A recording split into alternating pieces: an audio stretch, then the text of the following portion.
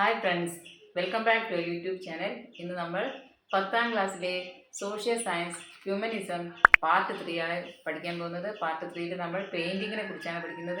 ജീവിതം തന്നെ കളർഫുൾ ആക്കണം എന്നാണ് നമ്മൾ പറയാറ്. അപ്പം പെയിൻറ്റിങ്ങിൻ്റെ ഇമ്പോർട്ടൻസ് അതിൽ നിന്ന് തന്നെ നമുക്ക് മനസ്സിലാക്കാൻ സാധിക്കും. വളരെ മനോഹരമായ പെയിൻറ്റിങ്ങളെ കുറിച്ചാണ് നമ്മളിവിടെ പഠിക്കാൻ പോകുന്നത്. ഒരുപാട് ഇറ്റാലിയൻ പെയിൻറ്റേഴ്സും അതുപോലെ അവരുടെ വർക്ക്സുമാണ് നമുക്കിവിടെ പഠിക്കാനുള്ളത്. ആ ഓരോ വർക്ക്സും വളരെ സൂക്ഷ്മതയോടെയും വളരെ വ്യക്തതയോടെയും ക്ലിയർ ആയിട്ടുള്ള പിക്ചേഴ്സാണ് നമുക്ക് ഈ ചാപ്റ്ററിൽ നമ്മൾ കാണുന്നത്. അപ്പോൾ നമുക്ക് തുടങ്ങാം. പണ്ടുകാലത്തെ ആളുകൾ ഗുഹകളിൽ വരച്ച ചിത്രങ്ങൾ നമുക്ക് അറിയുന്നതാണ്. അതിനുശേഷം പിന്നെയും കുറേ കാലമെടുത്തു ചിത്രകല വീണ്ടും വികസിക്കാൻ. അപ്പോൾ ഇവിടെ ചിത്രകല വികസിച്ച് അതിൻ്റെ മനുഷ്യരൂപങ്ങളുടെ കൃത്യമായ എക്യുറസിയും വ്യക്തമായിട്ടും ക്ലാരിറ്റിയോടുകൂടിയും വളരെ സൂക്ഷ്മതയോടുകൂടിയും, അതായത് മെറ്റിക്കുലസ് ആയിട്ടും, ശരീരശാസ്ത്രത്തിൽ അവർക്ക് കിട്ടിയ അറിവും അവരുടെ റാഷണലിസവും അതുപോലെ ഇമോഷൻസ് എല്ലാം വളരെ വ്യക്തമായി ഈ പിക്ചേഴ്സിൽ അവർ ഉൾക്കൊള്ളിക്കാൻ ശ്രമിച്ചിട്ടുണ്ട്. ഇവിടെ ഇഹലോക മൂല്യങ്ങൾക്ക് പ്രാധാന്യം നൽകിയിട്ടുണ്ട്. അതായത് ഈ ലോകത്ത് നമ്മളിവിടെ ജീവിച്ചിരിക്കുന്ന ലോകത്തിനെ കുറിച്ചുള്ള കാര്യങ്ങൾക്ക് കൂടുതൽ പ്രാധാന്യം നൽകിയിട്ടുള്ള പിക്ചേഴ്സാണ് നമ്മൾ ഈ റിനൈസൻസ് പീരീഡിലുള്ള പെയിൻറ്റിങ്സിൽ കാണാൻ കഴിയുക.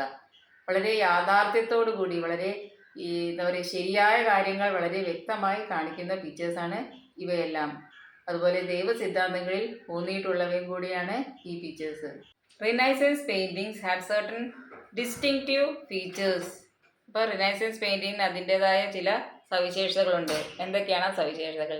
ലാൻഡ്സ്കേപ്പ്, അതായത് ഭൂപ്രകൃതി വളരെ മനോഹരമായി ചിത്രീകരിച്ചിരുന്നു. The use of colour to illustrate light and spatial depth. അപ്പോൾ ചില പിക്ചേഴ്സ് കണ്ടിട്ടുണ്ടെങ്കിൽ നമുക്ക് അത് ഒരുപാട് സ്പേസിന് എത്രയോ കിലോമീറ്റർ കണക്കിന് സ്ഥലങ്ങൾ അതിൽ ഉൾക്കൊണ്ട ഒരു ഫീലിംഗ് ആയിരിക്കും ഉണ്ടായിരിക്കും. ഇവിടെ തന്ന ഒരു പിക്ചർ നോക്കുക, ആ പിക്ചറിൽ ആ ഒരു ഡെപ്ത് നമുക്ക് മനസ്സിലാക്കാൻ പറ്റും. യേശു ഇരുന്ന് പ്രാർത്ഥിക്കുന്ന ആ പിക്ചറിൽ എത്രയോ ദൂരം ആണ് ആ ചെറിയൊരു പിക്ചറിൽ ഉൾക്കൊള്ളിച്ചിട്ടുള്ളത്.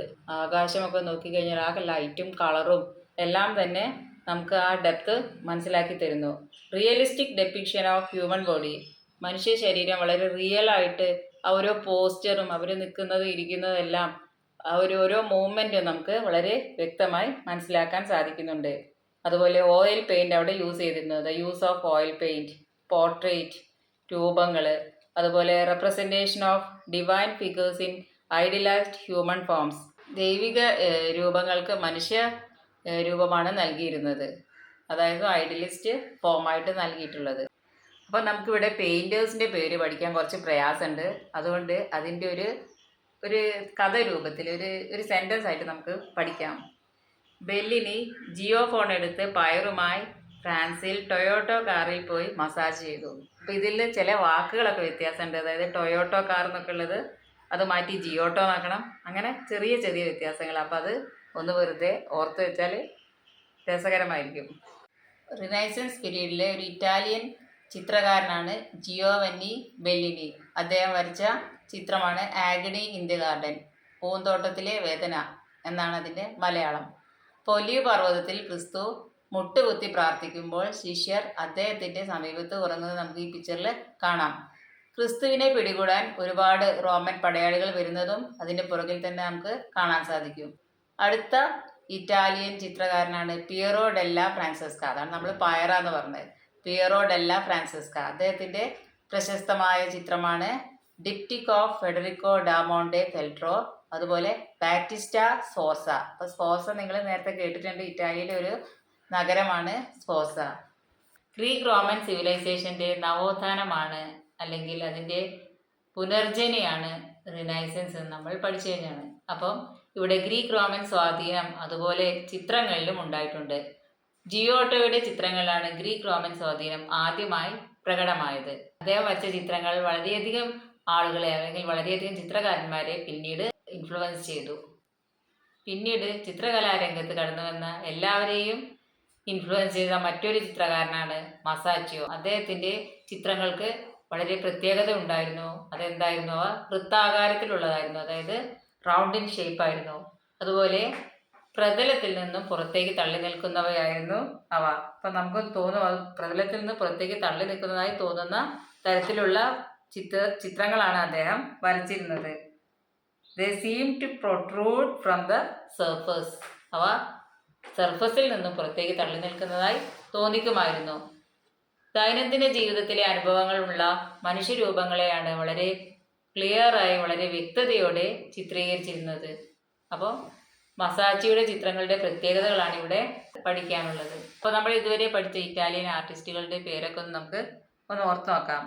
ആദ്യം പഠിച്ചതാണ് ജിയോവന്നി ബെല്ലിനി, അടുത്തത് പിയറോ ഡെല്ല ഫ്രാൻസിസ്ക, ജിയോട്ടോ, മസാച്ചിയോ, അങ്ങനെ 4 ആർട്ടിസ്റ്റിൻ്റെ പേരുകളാണ് നമ്മളിവിടെ പഠിച്ചിട്ടുള്ളത്. ഇനി നമ്മൾ കേട്ടിട്ടുള്ള പേരുകളാണ് ലിയനാർഡോ ഡാവിഞ്ചി, അതുപോലെ മൈക്കലാഞ്ചലോ. ലിയനാർഡോ ഡാവിഞ്ചിയുടെ പ്രശസ്തമായ 2 പിക്ചർ നിങ്ങൾക്ക് അറിയുന്ന തന്നെയാണ് ലാസ്റ്റ് സപ്പർ ആൻഡ് മൊണാലിസ. നിങ്ങൾ മുമ്പ് പഠിച്ചിട്ടുള്ള പേരുകളാണ് ഇവ. ലിയനാർഡോ ഡാവിഞ്ചിയുടെ ലാസ്റ്റ് സപ്പറിൻ്റെ ഒരു പ്രത്യേകതയുണ്ട്. എന്താണ്? അവ അത്ഭുതം, ഭയം, കുറ്റബോധം ഈ വക കാര്യങ്ങളെല്ലാം തോന്നിപ്പിക്കുന്ന ഒരു പിക്ചറാണ് ലാസ്റ്റ് സപ്പർ. അതായത് സർപ്രൈസ്, ഫിയർ ആൻഡ് ഗിൽറ്റ് ഈ ആശയങ്ങൾ ഉൾക്കൊള്ളിച്ചിട്ടുള്ള പിക്ചറാണ്, ലിയനാർഡോയുടെ പിക്ചറാണ് ലാസ്റ്റ് സപ്പർ. അതുപോലെ മൊണാലിസയുടെ പിക്ചറും വളരെ വ്യത്യസ്തതയുള്ള ഒന്നാണ്. അതിൽ ആ നിഗൂഢ മനോഭാവം അല്ലെങ്കിൽ ആ നിഗൂഢ മുഖഭാവം എപ്പോഴും ചർച്ച ചെയ്യപ്പെട്ട ഒരു പിക്ചർ കൂടിയാണ് മൊണാലിസ. ലിയനാർഡോ ഡാവിഞ്ചിയുടെ പിക്ചറിൻ്റെ പ്രത്യേകത എന്തായിരുന്നു നോക്കാം. അവ കളർ, ഷാഡോ, ലൈറ്റ് ഇവ സംയോജിപ്പിക്കുന്നതിൽ അതുല്യമായ ഒരു കഴിവ് നമുക്ക് ഈ പിക്ചേഴ്സിൽ കാണാൻ കഴിയും. അതായത് വർണ്ണം, നിഴൽ, പ്രകാശം ഇവയെല്ലാം സംയോജിപ്പിച്ചുകൊണ്ടുള്ള അല്ലെങ്കിൽ അവയെല്ലാം കൂട്ടിച്ചേർത്തുകൊണ്ടുള്ള ഒരു പിക്ചറാണ് ലിയനാർഡോ ഡാവിഞ്ചിയുടെ പിക്ചർ അല്ലെങ്കിൽ അദ്ദേഹം വരച്ച ചിത്രങ്ങൾ. അദ്ദേഹം അതുപോലെ തന്നെ മനുഷ്യശരീരത്തെക്കുറിച്ച് ശാസ്ത്രീയമായി പഠിച്ച ഒരു പ്രതിഭ കൂടിയാണ്. He studied human body scientifically. അപ്പോൾ നമുക്ക് ആ പിക്ചറിൽ നിന്ന് അത് കൂടുതൽ മനസ്സിലാക്കാൻ സാധിക്കുന്നതാണ്.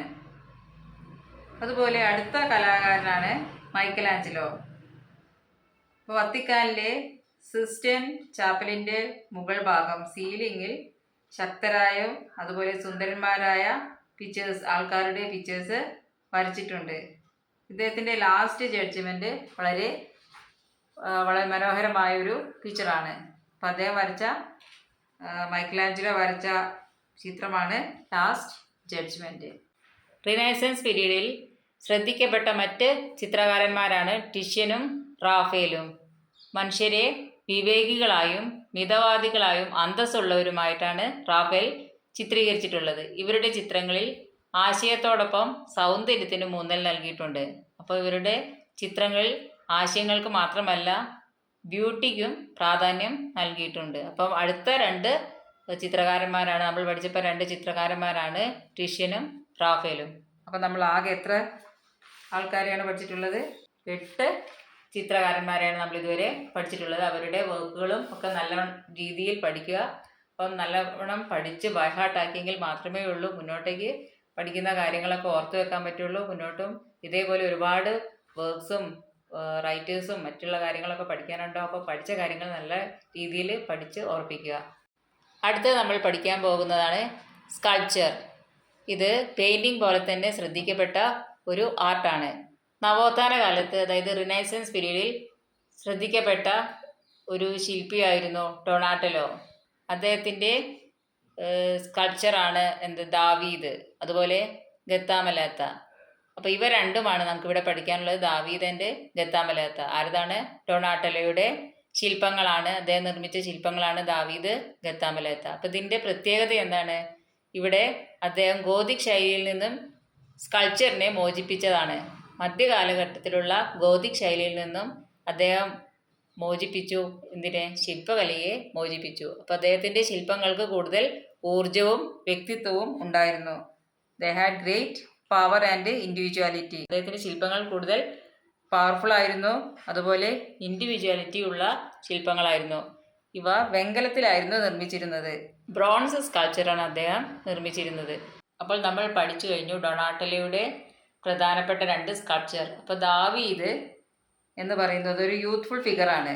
അതിൻ്റെ പ്രത്യേകത എന്താണ്? ആ ഒരു യൂത്ത് തൻ്റെ കാലിൽ തൻ്റെ ശരീരഭാരം മുഴുവൻ താങ്ങുന്ന രീതിയിലാണ് നിൽക്കുന്നത്. അടുത്ത പിക്ചറാണ് അടുത്ത സ്കൾപ്ചറാണ് ഗത്താമലത്ത. ഇതിൻ്റെ പ്രത്യേകത എന്താണെന്ന് വെച്ചാൽ കുതിരപ്പുറത്തിരിക്കുന്ന ഒരു യോദ്ധാവിൻ്റെ ശില്പമാണിത്. അത് പ്രാചീന റോമിലെ കുതിരപ്പടയാളികളെ ഓർമ്മിപ്പിക്കുന്നു. അതുപോലെ മതേതരനായ ഒരു വീരനെ അനശ്വരനാക്കുക എന്ന ദൗത്യം കൂടിയാണ് ഡൊണാറ്റലോ തൻ്റെ സ്കൾപ്ചറിലൂടെ നിർവഹിച്ചിരിക്കുന്നത്. അടുത്ത ശില്പിയാണ് അഥവാ സ്കൾപ്ചറാണ് ആര്? മൈക്കലാഞ്ചലോ. അദ്ദേഹത്തിൻ്റെ പ്രധാനപ്പെട്ട സ്കൾപ്ചേഴ്സാണ് പിയത്തയും അതുപോലെ ദാവീദും. ഇവയുടെ പ്രത്യേകത എന്താണെന്ന് നോക്കാം. ഇവ മനുഷ്യരൂപത്തിലുള്ളവയാണ്. അപ്പം ദൈവത്തിനെ മനുഷ്യരൂപത്തിൽ അവതരിപ്പിച്ചതാണ് ഇവിടെ പിയത്തയും അതുപോലെ ദാവീദും. ക്രിസ്തുവിൻ്റെ ശരീരം മടിയിൽ കിടത്തിയിരിക്കുന്ന മേരിയുടെ ചിത്രമാണ് ശില്പമായി ഇവിടെ പിയത്ത എന്നുള്ളത്. അതുപോലെ വീരനായ ദാവീദിൻ്റെ ശില്പമാണ് അദ്ദേഹത്തെ മൈക്കലാഞ്ചലോയെ കൂടുതൽ അനുസരണാക്കിയിട്ടുള്ളത്. Thank you for watching this video. അപ്പോൾ നമുക്ക് ഈ പാഠഭാഗത്തിൻ്റെ കുറച്ച് ക്വസ്റ്റ്യൻസ് ഉണ്ട്. ആ ക്വസ്റ്റ്യൻസ് ഈ ഭാഗങ്ങൾ പഠിച്ചു കഴിഞ്ഞതിന് ശേഷം ആൻസർ ചെയ്യുക. ഇതിൻ്റെ ആൻസേഴ്സ് അടുത്ത പാർട്ടിലുണ്ടായിരിക്കുന്നതാണ്. ബൈ.